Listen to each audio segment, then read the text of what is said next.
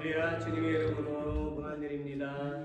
한 주간도 평안하시게 잘 지내셨죠? 우리 서로 함께 인사 나누겠습니다. Let's reading beside 함께 인사 나눕니다. 할렐루야.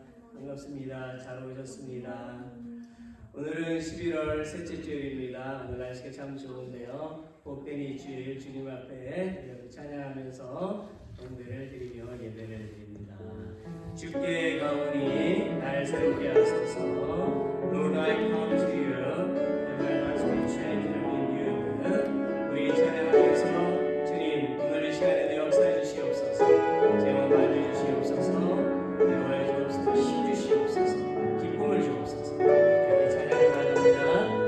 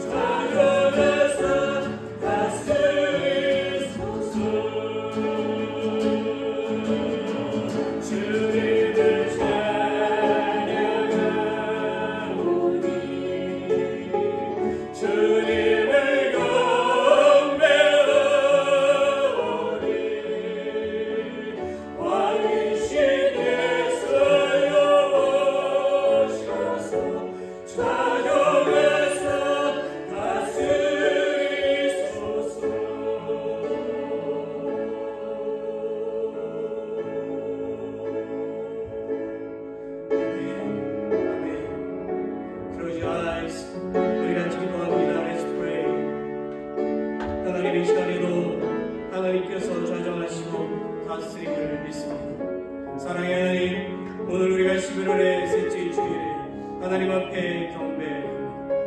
Loving God, God of love, we worship this day on the third Sunday of November. 오늘 하나님께는 모든 성도들의 마음을 만져주시고 하나님의 은총을 베풀어 주시옵소서. Touch the heart of all who come to you today and give your grace. 그리고 저희가 하나님의 인자를 경험하는 예배가 되게 하여 주옵소서.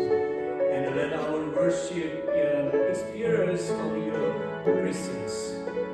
영광을 받으시 합당하신 주님의 이름으로 기도드립니다. In the name of Jesus, who is worthy of all glory, we pray. Amen.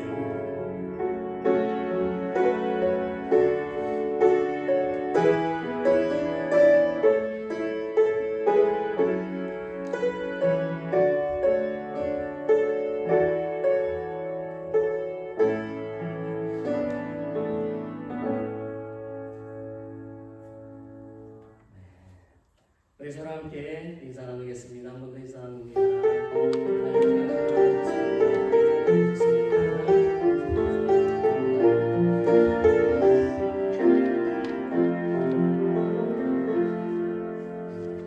감사합니다.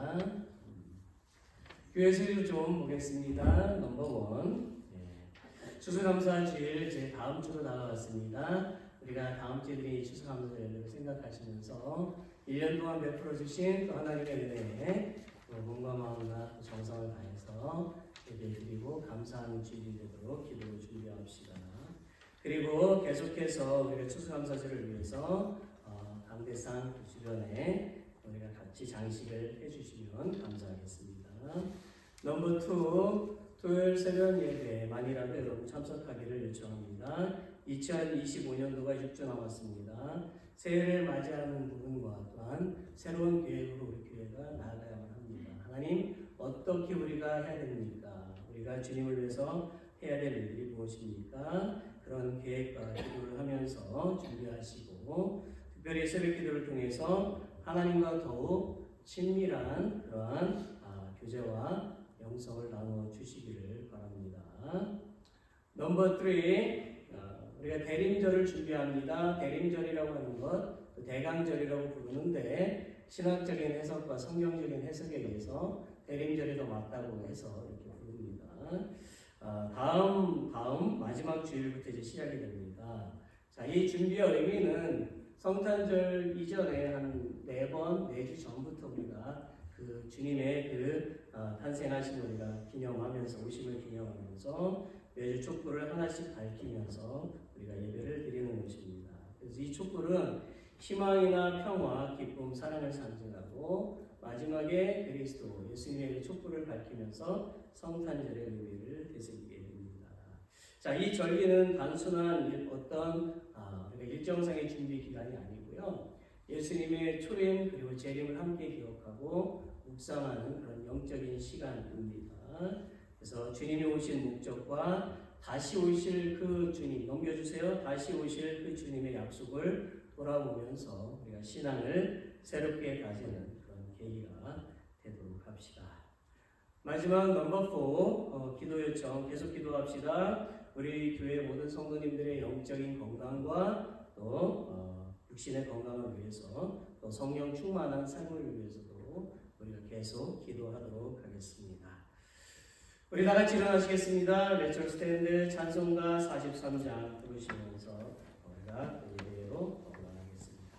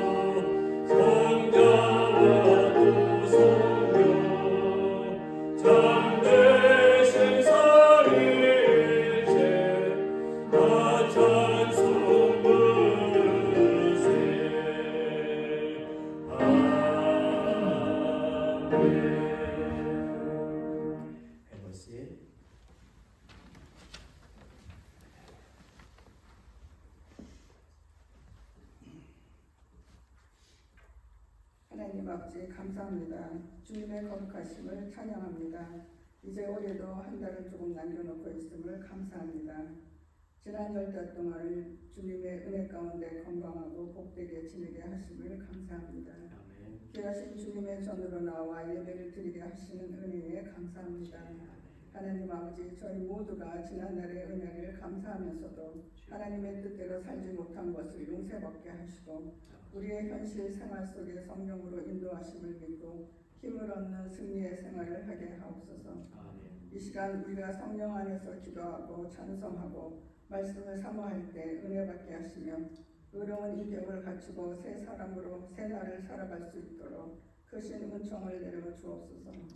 또한 성령의 인도하심 속에서 우리의 신앙도 살찌게 하시고 주님의 계획하신 뜻을 실현할 수 있는 복된 삶으로 이끌어 주옵소서. 저희들의 생활 영역이 성령의 역사와 인도하심을 따라 사는 권세 있는 삶이 되게 하여 주옵소서. 하나님 아버지, 오늘도 성령을 의지하고 말씀을 선포하시는 목사님을 권세 있게 하셔서 말씀에 귀 기울여 듣는 모든 자들이 성령의 역사하심을 체험하고 은혜 받는 시간이 되게 하옵소서. 예배를 돕는 손길들이 있습니다. 주님 앞에 더욱 귀하게 쓰임받는 종들이 되게 하여 주옵소서. 우리와 늘 함께 하시며 이 땅 가운데 구주로우신 예수 그리스도의 이름으로 기도드립니다. 아멘.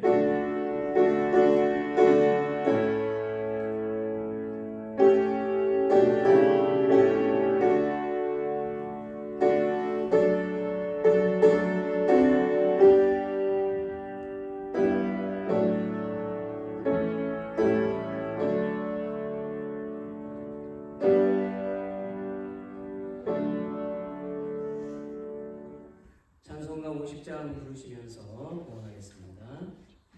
내게 있는 모든 것을 주님께 드립니다. 50장.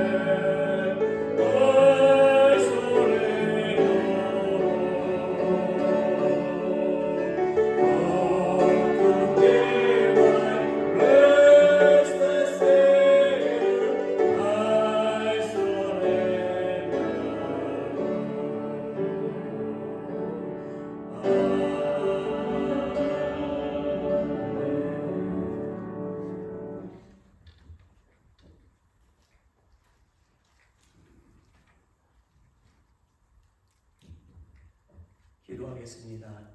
은혜의 하나님, 저희의 매일의 삶을 주관하여 주신 것을 감사합니다.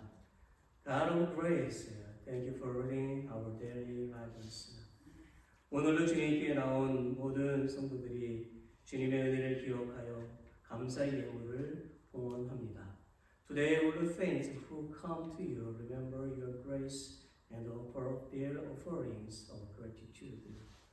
하나님의 사랑과 은혜를 기억하여 감사한 마음을 담고 소원을 담아서 드리는 이 봉헌 예물의 손에 하나님의 은혜를 풍성하게 부어 주시옵소서. Praise for your grace abundantly into the hands of the offerings that are offered with grateful hearts and wishes, remembering God's love and grace.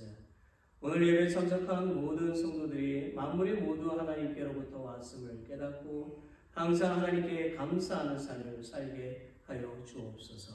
May all who attend today's service realize that all things come from God and always live a life of gratitude to you. 우리에게 성도들의 사업장과 가정에 필요한 것을 때를 따라서 넘치도록 부어주시고 우리 교회도 하나님의 은총이 충만하게 하여 주옵소서.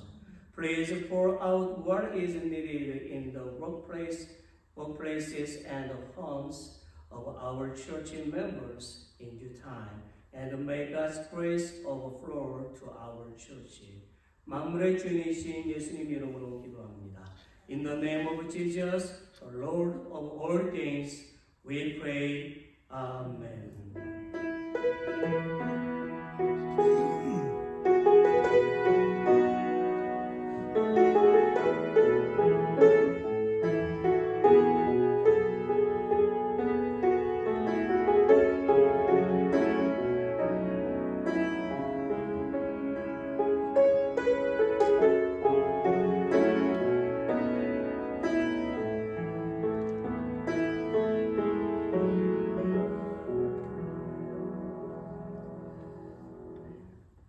오늘 우리가 보실 성경은요, 로마서입니다. 로마서 12장 1절부터 8절. Today's scripture, Rome chapter 12, verse 1 to 8입니다.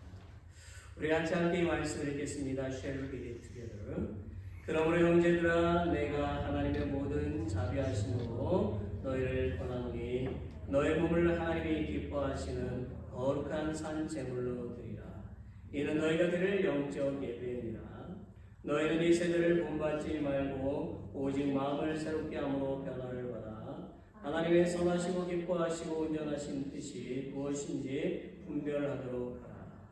내게 주신 은혜로 말미암아 너희 각 사람에게 말하노니 마땅히 생각할 그 이상의 생각을 품지 말고 오직 하나님께서 각 사람에게 나눠주신 믿음의 분량대로 지혜롭게 생각하라. 우리가 한 몸에 많은 지체를 가졌으나 모든 지체가 같은 기능을 가진 것이 아니니 이와 같이 우리 많은 사람이 그리스도 안에서 한 몸이 되어 서로 지체가 되었느니라.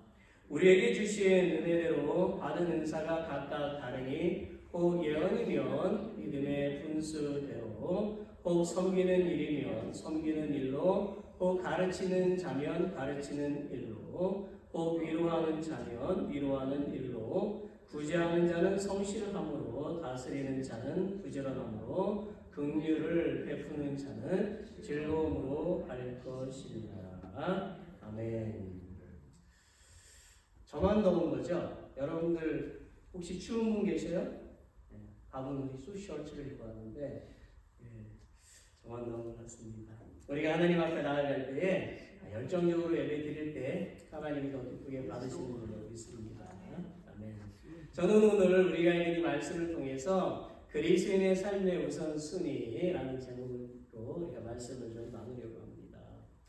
질적 공리주의자였던 밀이라고 하는 사람이 이런 말을 했어요. 배부른 돼지보다는 배고픈 소크라테스가 되고 싶다. 자, 이 말이 뭐냐면 사람에게 있어서 정말로 중요한 것이 무엇이냐라는 것을 우리에게 보여주고 그의 생각이 담겨 있는 것을 알 수가 있어요. 여러분 인생 가운데서 가장 중요한 것이 무엇이라고 생각을 하십니까? 돈입니까? 명예입니까? 아니면 옷입니까? 뭐라고 생각하십니까? 아마도 이 세 가지도 굉장히 중요하지요. 그렇지만 더 중요한 것은 생명과 직결되어진 건강이겠지요. 자, 현대 모든 사람들은 건강에 관해서 많은 관심을 가지고 있습니다. 그래서 의사가 아니더라도 나름대로 의사와 같은 건강 지식을 갖고 계십니다. 그래서 건강을 잃으면 돈도 소용이 없고 명예도 소용이 없고 옷도 소용이 없기 때문이지요. 그러나 건강보다도 더 소중한 것이 있습니다. 그것은 영혼입니다.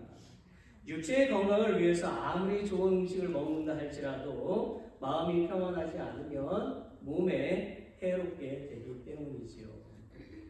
건강을 위해서 운동을 한다 하더라도 여전히 스트레스를 받고 있다면 건강에 위험한 요소로 작용하게 됩니다.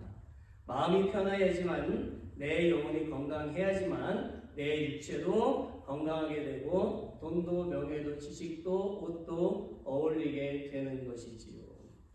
자, 그렇다면 영혼의 건강은 어디에서 찾을 수가 있을까요? 우리의 영혼의 건강은 어디에서 찾을 수가 있을까요? 그것은 바로 하나님과의 교제를 통해서입니다. 왜 그렇습니까? 영혼의 주인이 바로 하나님이시기 때문입니다. 우리가 몸의 건강을 위해서 코치가 있을 때에 더 효과적으로 건강한 것처럼 하나님과 함께 있으면 반드시 영혼뿐만 아니라 인생이 건강해지게 됩니다. 믿으십니까? 아멘. 여러분, 오늘날 많은 사람들이 건강에 민감해져 있어요. 그런 반면에 잊고 있는 것은 영혼에 대한 자각 깨달음입니다. 기억하십시오. 육체가 먼저가 아니라 영혼이 먼저입니다. 사람의 주인은 하나님이시고 그 영혼의 주인 역시 하나님이십니다.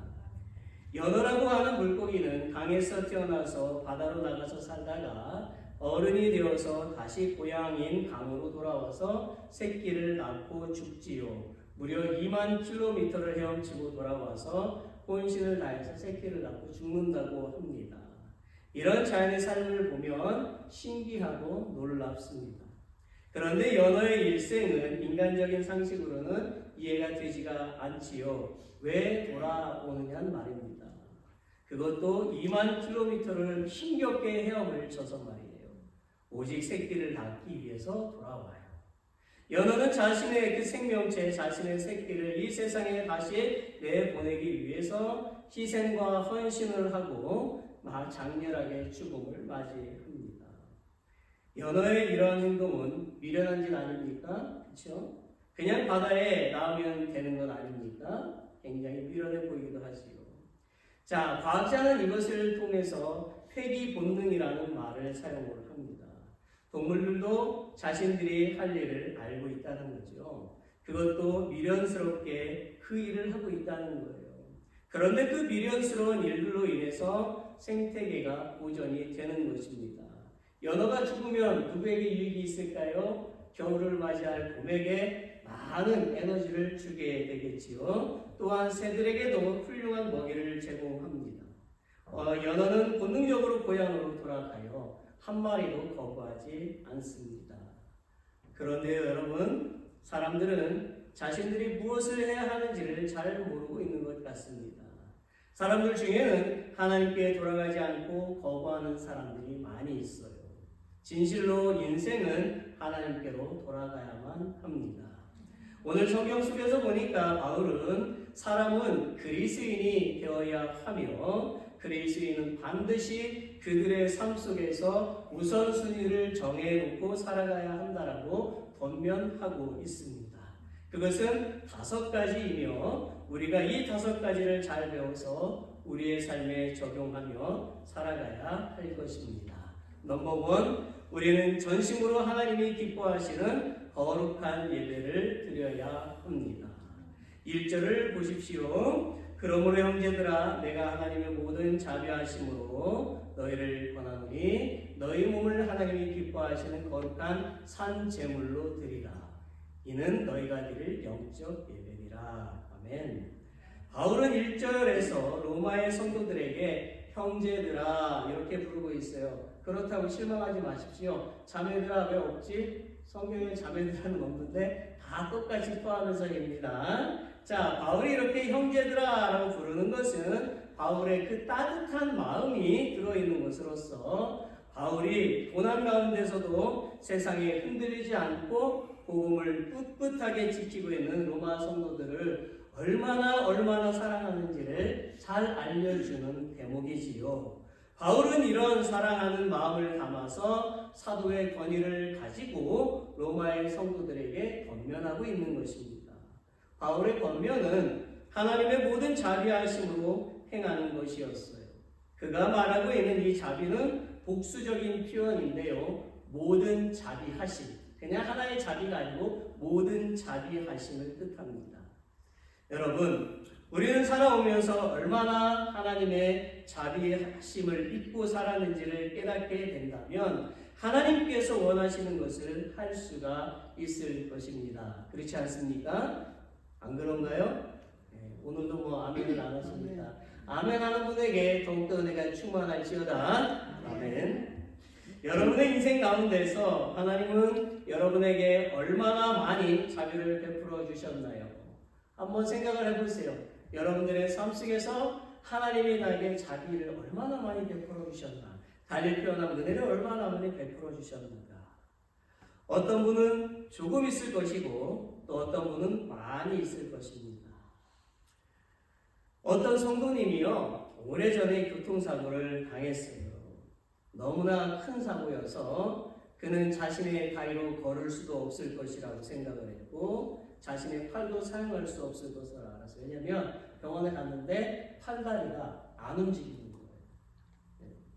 그런데 하나님께서 그 성도님에게 자비와 긍휼을 베풀어 주셨고 모두 다 치료해 주셨어요. 그리고 다 사용하고 활동하는 데 어려움을 없게 해주셨죠. 정말 기뻐하고 감사할 일이다라는 것이지요.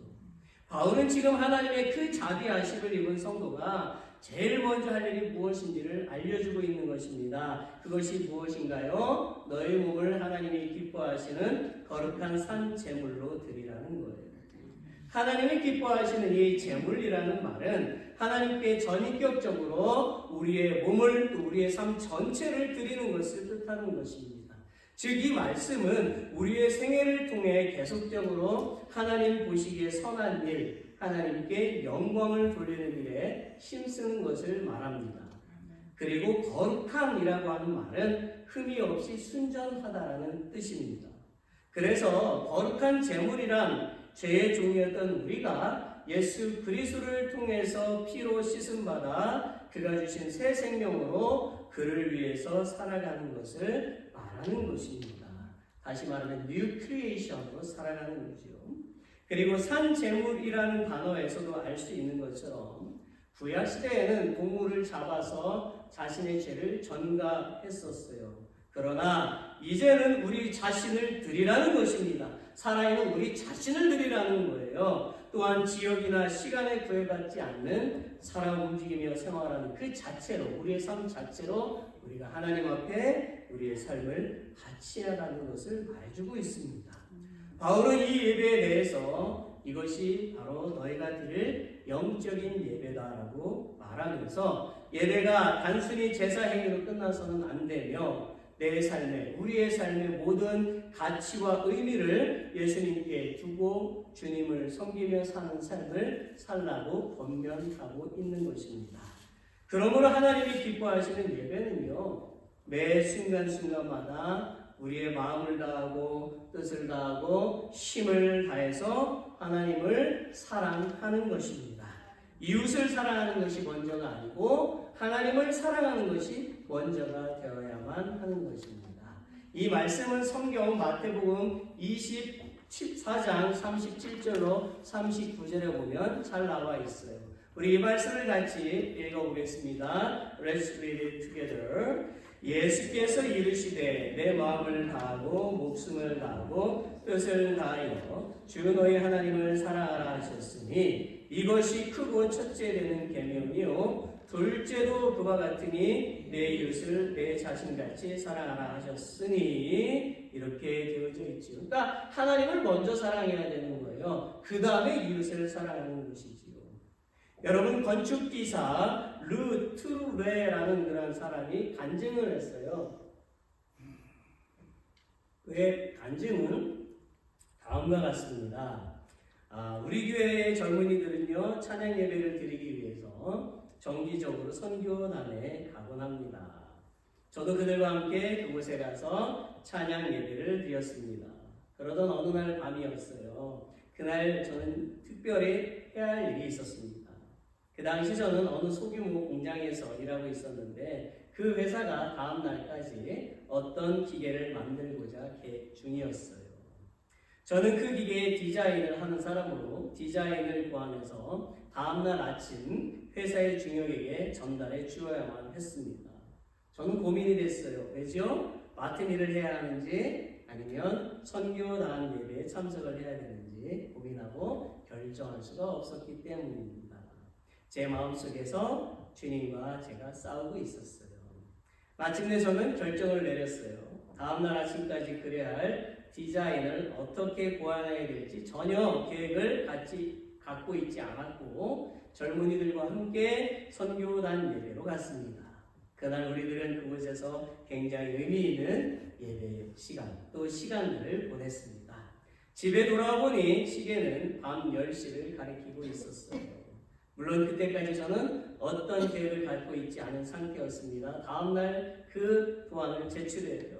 어쩔 수 없이 화판 앞에 앉았습니다. 그런데 이게 웬일입니까? 단 5분 만에 주요한 그 도안을 다 만들고 계획을 짜낼 수가 있었던 것입니다. 그리고 더욱더 놀라운 사실은 그날 밤 제가 5분 만에 그렸던 단순한 그 기계의 부품이 전에 제가 만들었던 다른 모든 기계들 중에 가장 중요한 것이 된 것입니다. 이것은 무엇보다도 하나님께서 도와주셨기 때문에 가능한 일이었습니다. 이러한 체험을 간증하는 거예요.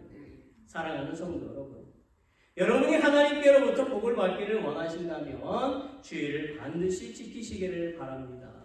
예배 시간을 잘 지키시기를 바랍니다. 예배는 하나님과의 약속이지요.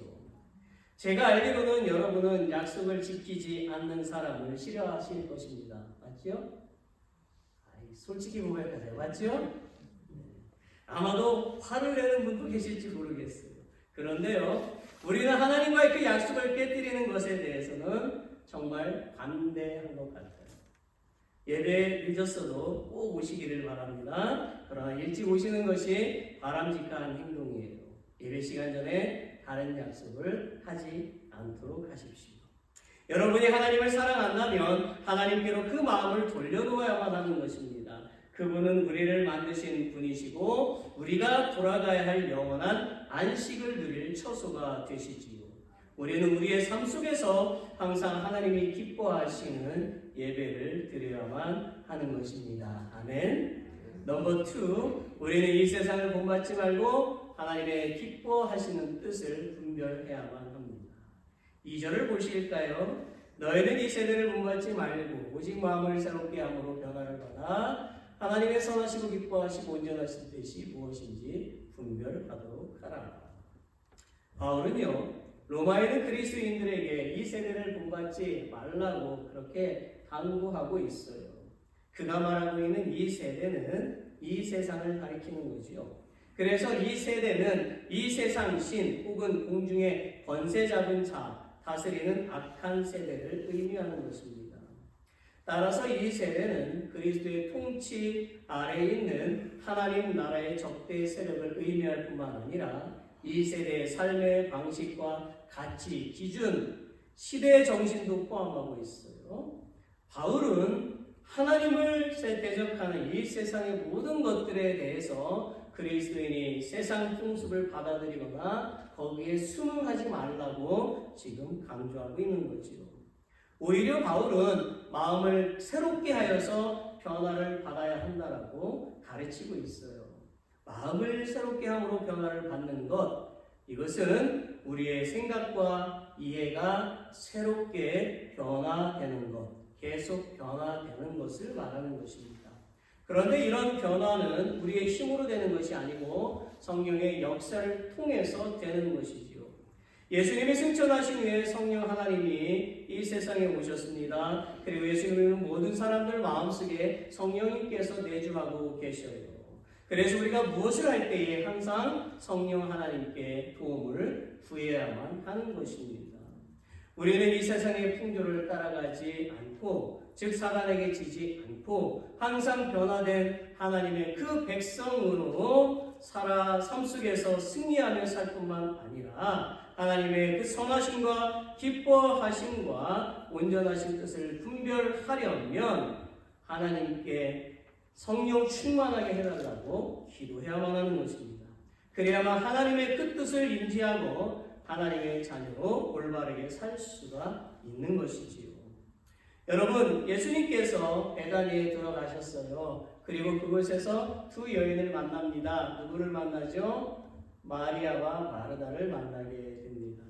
자, 마리아는 예수님 곁에 서서 무엇을 하고 있어요? 말씀을 듣고 있었어요. 마르다는 무엇을 하고 있었습니까? 음식을 만들고 있었습니다.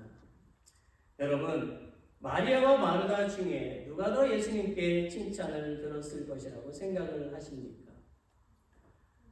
예수님을 대접하기 위해서 분주하게 식사를 준비한 마르다일까요? 아니면 예수님 곁에서 말씀을 듣던 마리아일까요? 네, 마리아죠. 마리아를 칭찬하셨어요.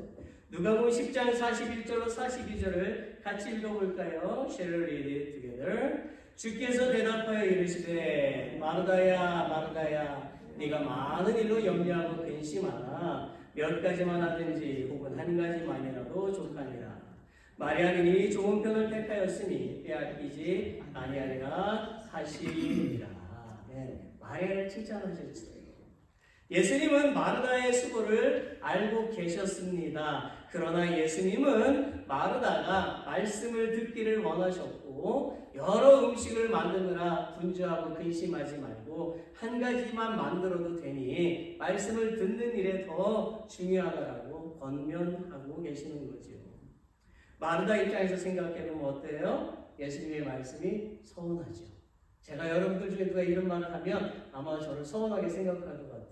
그렇죠? 안 그래요? 그렇지만 예수님은 당신의 말씀을 듣는 것이 더 중요하다는 것을 알아야 한다는 거예요. 그러면서 예수님은 말씀을 듣고 있던 마르다를 그렇게 칭찬하셨어요. 사랑하는 성도 여러분, 우리가 분주한 삶 가운데 우리가 분주한 그 삶 때문에 바쁜 것이 사실이겠지만 지나치게 바빠지지 않도록 조심해야 합니다.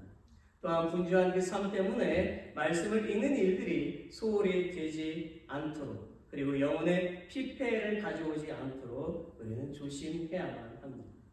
우리는 만족할 줄 아는 삶이 필요해요. 우리는 하나님의 백성입니다.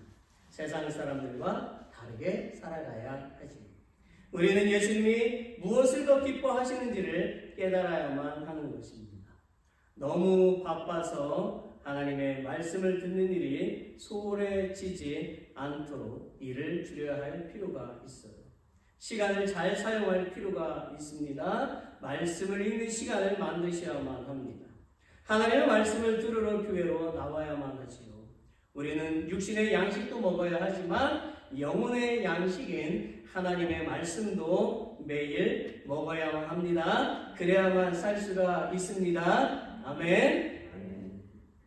하나님의 말씀을 듣지 않으니까 불순종이 생기는 거죠. 하나님의 말씀을 읽지 않으니까 의심이 생기는 거예요.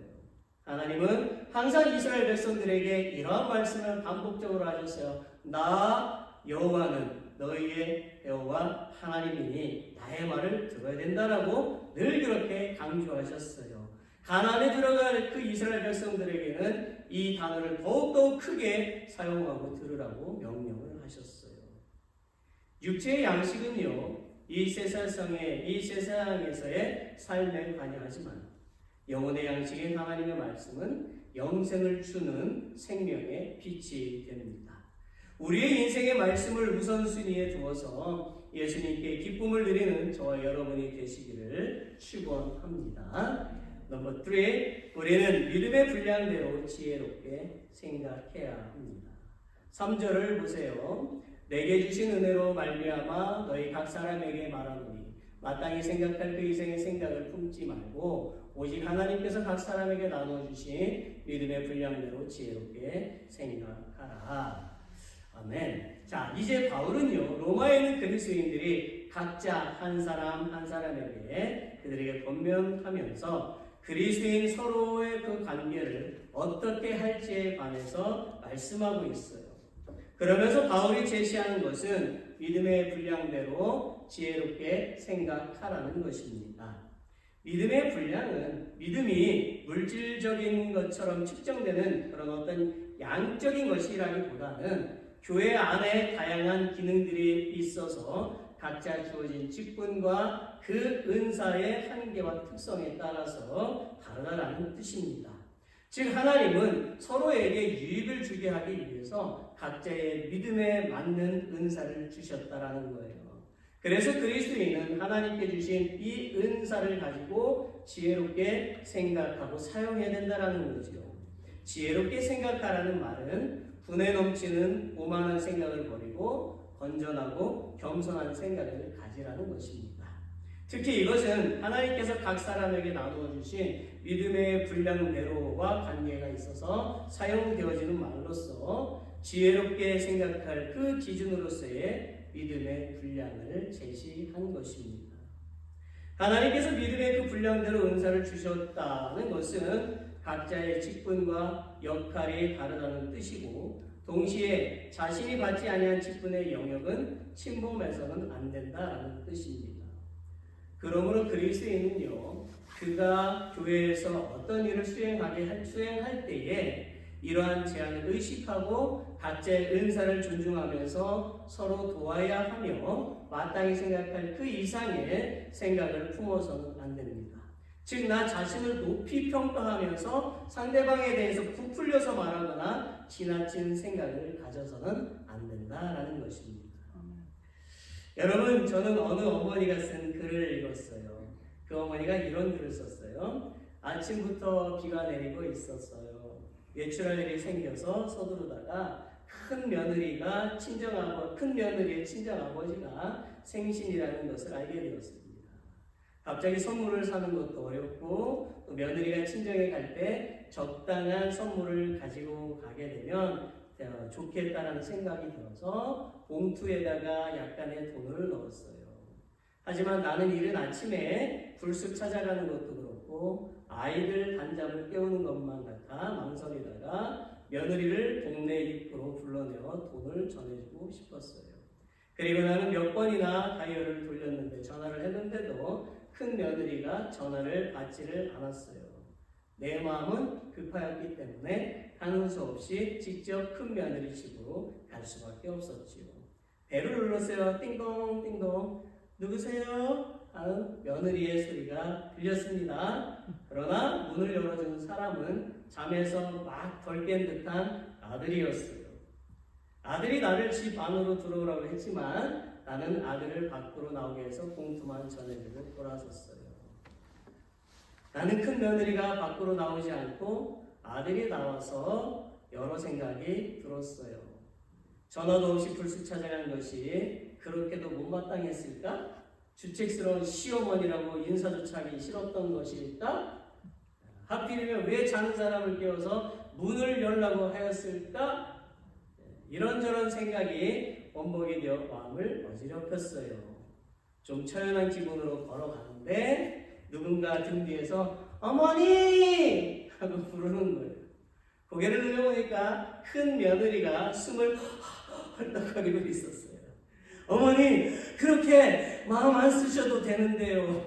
하면서 머리를 감던 중이라서 남편에게 문을 열게 했다는 것이었어요. 머리는 물기에 젖어 있었고 한여름에나 입을 수 있는 티셔츠를 입은 채 비를 맞고 서 있었어요. 감기 들겠다. 어서 들어가더라. 이렇게 하면서 비를 맞으면서까지 나온 그 며느리를 나무라고 돌려보냈습니다. 돌아서서 발길을 옮기는데 눈시울이 뜨거워지면서 잠시나마 오해했던 제 자신이 부끄럽게 느껴졌습니다. 여러분, 우리는 이것과 비슷한 상황을 한 번쯤은 겪어보았을 것입니다. 생각할 부분만 생각해야 되는데 더 부풀려서 말하게 되고 그로 인해서 더 큰 오해를 주기도 하고 오해를 받기도 해서 불편한 관계가 되어서 교회에 나오지 못하거나 떠나는 경우가 종종 일어납니다. 우리가 오해하는 것은 어진 마음을 가지지 못했기 때문이에요. 상대를 이해해 주려는 그 마음이 부족하기 때문이지요. 지혜롭지 못했기 때문입니다. 잠언 12장 4절에 이런 말씀이 나옵니다. 어진 여인은 그 지아비의 면류관이나 욕을 끼치는 여인은 그 지아비의 뼈가 썩음 같게 하느니라. 사랑하는 성도 여러분, 배나무 아래서 갓을 고쳐 쓰지 말고 참외밭을 지나다가 신발을 고쳐 신지 말라는 그런 말이 있어요. 무슨 말입니까? 우리의 인생에는 오해하는 일이 생길 수 있다라는 거예요. 갓을 고쳤으면 저 사람이 배를 따먹었구나, 신발을 고쳤을 때 참외 저 사람이 따갔구나 오해할까봐 그냥 가라는 거죠. 그런데 우리는 인생에 살면서 오해하는 일이 생길 수가 있어요. 그러나 이제는 오해하는 일이 생길 때에 무하는 마음, 이해하려는 그러한 마음을 가져보시기를 바랍니다. 19세기에 미국의 철인 에머슨이라고 하는 사람은 위대하다는 것은 오해받는 것이라는 말을 전해주었어요. 우리는 하나님께서 우리에게 주신 그 은사로 하나님 나라를 위해서 일할 때에 오해를 받을 수가 있습니다. 그럴 때 오해로 인해서 숨지 마시고 진리는 반드시 밝혀지게 되어 있으니 변명하기보다는 담대한 마음으로 여전히 여러분의 일에 충실하시고 믿음에도 충실하시기를 바랍니다. 또한 우리는 오해한 일에 대해서 계속 그 이상의 어떤 것을 생각하기보다는 기도해야만 합니다. 기도는 마음을 움직이고 화해의 길로 인도하기 때문이지요. 하나님께 내 상황을 아뢰고 그분께 도움을 청하는 저와 여러분이 되시기를 바랍니다. 넘버 4, 우리는 한 몸이요 지체라는 것을 기억해야 합니다. 우리 같이 함께 4절과 5절을 읽겠습니다. Let's read it together. 우리가 한 몸에 많은 지체를 가졌으나 모든 지체가 같은 기능을 가진 것이 아니니 이와 같이 우리 많은 사람이 그리스도 안에서 한 몸이 되어 서로 지체가 되었느니라. 아멘. 바울은요, 이제 믿음의 분량에 따른 각 신자의 직분의 한계에 관해서 성도들의 소명과 관련시켜 말하고 있습니다. 여러분, 본문에 나오고 있는 그 인체의 비유, 이 비유는 본문이 기록될 당시에 또는 고대에서 자주 쓰이는 표현인데요. 바울 서신을 여러분들이 읽어보시면 종종 나오는 표현입니다. 바울은 성도들을 향해서 예수님 안에서 한 몸이다라는 이러한 사실을 기억하라고 말씀하고 계셔요. 자, 한 몸이라고 하는 표현은 통일성을 말하겠지요. 그리스도 안에서 한 몸이 된 우리는 신자들의 믿음의 공동체로 그리스도의 교회를 이룹니다. 그래서 한 몸은 인간의 혈통으로나 사람의 생각으로 이루어지는 것이 아니라 그리스도께서 이 연합의 기반을 이루시고 계신 것입니다. 그리고 한 몸은 에베소서 2장 21절에서 그의 안에서 건물마다 서로 연결하여 주 안에서 성전이 되어가고 라고 하신 것처럼 믿는 사람들이 믿음으로 그 안에서 하나가 되어야 이루어지는 것이다 라는 것입니다. 우리가 예수님의 그 생명의 피를 통해서 주님과 연합을 이루고 하나가 된 것이 바로 교회인 것입니다. 바울은 또 한 몸을 말하면서 반면에 각각 지체임을 강조하고 있어요. 5절 뒤에 보니까 서로 지체가 되었느니라 했지요. 자, 이런 표현은 각각의 성도가 교회 전체와 서로 관계를 가지고 각 지체는 다른 모든 지체들에게 속한다는 뜻으로서 그리스도 안에서의 연합을 강조하는 것입니다. 그러므로 이것은 교회론적인 의미도 들어있지요. 즉 연합이라고 하는 것은 성도는 예수님이 교회의 머리가 되심을 인정하면서 성도들 서로서로도 연합해야 함을 드러내는 것입니다. 사랑하는 성도 여러분, 예수님은 우리가 하나님의 말씀에 불순종함으로 말미암아 죄를 지어서 하나님과의 그 교제가 끊어졌을 때에 다시 십자가에서 피를 흘리심으로 우리와 하나님과의 교제를 회복하셨어요. 예수님께서 우리를 위해서 목숨을 버리신 것은 하나님과 하나 되게 하시기 위해서였지요. 우리는 십자가의 피를 기억해야만 합니다. 또한 예수님의 한 사람을 향한 그 사랑을 깨달아야만 하는 거예요. 한 영혼이 천하보다 귀하다고 여기신 예수님의 그 말씀의 의미를 잘 깨달아서 우리 교회 안에 있는 모든 지체들을 존중하고 격려하며 분열을 조성하지 않고 어떻게든지 화해로 이끄는 저와 여러분이 되어야만 할 것입니다. Final 5.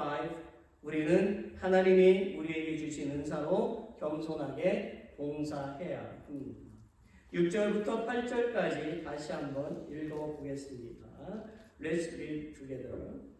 우리에게 주신 은혜대로 다른 은사가 각각 다르니 혹 예언이면 믿음의 분수대로 혹 섬기는 일이면 섬기는 일로 혹 가르치는 자면 가르치는 일로 혹 위로하는 자면 위로하는 일로 구제하는 자는 성실함으로 다스리는 자는 부지런함으로 긍휼을 베푸는 자는 즐거움으로 할 것이니라. 아멘.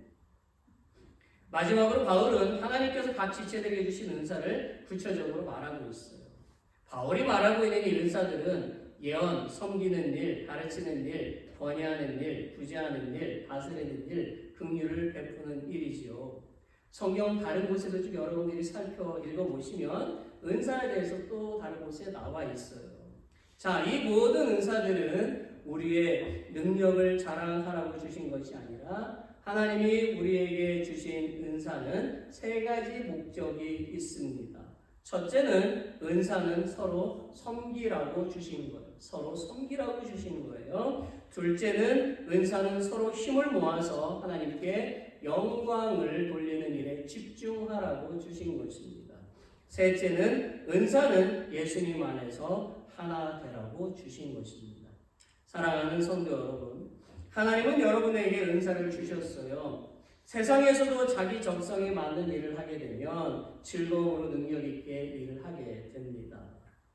교회도 마찬가지입니다. 하나님께서 우리를 이 땅에 보내시고 구원해 주신 것은 하나님을 영화롭게 하기 위해서이지요. 그래서 하나님은 우리가 아무것도 안 하고 교회만 왔다 갔다 하기를 원하시지 않아요. 영광을 받으시기 위해서 우리에게 은사를 주시고 사용하기를 원하시는 것입니다. 하나님은 어떤 분에게는 섬기는 은사를, 어떤 분에게는 구제의 은사를, 어떤 분에게는 찬양의 은사를, 어떤 분에게는 가르치는 은사를, 또 어떤 분에게는 긍휼을 베푸는 은사를 주셨지요. 우리는 그 은사를 통해서 우리 안에 있는 믿음의 공동체, 교회 안에서 그리고 밖으로는 세상을 향해서 겸손한 마음으로 섬겨야 한다는 것입니다. 즐거운 마음으로 하나님께 영광을 돌리시고 우리의 믿음의 공동체의 지체들을 섬기고 항상 기쁘고 즐거운 교회를 만들어가는 저 여러분이 되시기를 예수님의 이름으로 축원합니다. 말씀을 맺겠습니다. 사랑하는 성도 여러분, 여러분이 인생의 쓴맛을 보고 있을 때에 아니면 작은 고난에 몸부림치고 있을 때에 그 문제를 해결하기 위해서 세상으로 나가서는 안 됩니다. 오히려 주님께로 돌아와야만 합니다. 그런 행동이 주님을 믿는 사람들의 우선순위입니다. 즉시 혹시 예수님을 모르더라도 그분께 나오면 고난이 은혜로 바뀌게 되는 것을 보게 될 것입니다. 이 가을 우리의 믿음의 정원에 아름다운 열매를 맺기 위하여 시간을 바꾸시고 헌신의 향기를 드리시는 저 여러분이 되시기를 예수님의 이름으로 축원합니다. 아멘. 아멘. Let's stand. 우리 다 같이 일어나셔서 나의 주님 목소리를 높여 주님을 찬양하며 경배합니다. I love you, Lord, and I lift my voice to worship you. 주님의 긍휼하심 자비하심, 은혜를 생각하면서 우리 찬양을 부르고 후회를 마칩니다. 나의 주님 소리 높여서 찬양하며 경배하리라.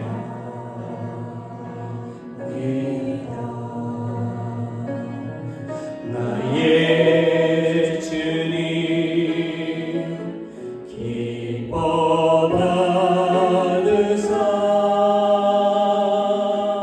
내 사랑의 고백 들으소서.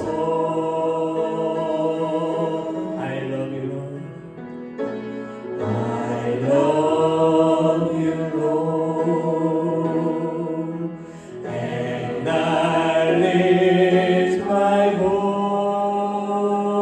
voice to worship you, oh my soul,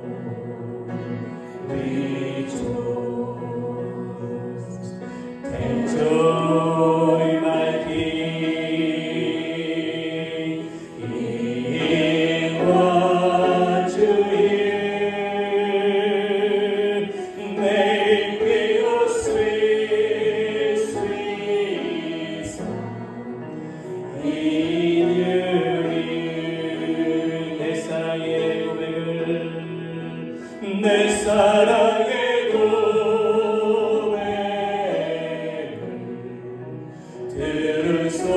들으소서. 내 사랑의 고백을 Make me a sweet, sweet sound in your ear.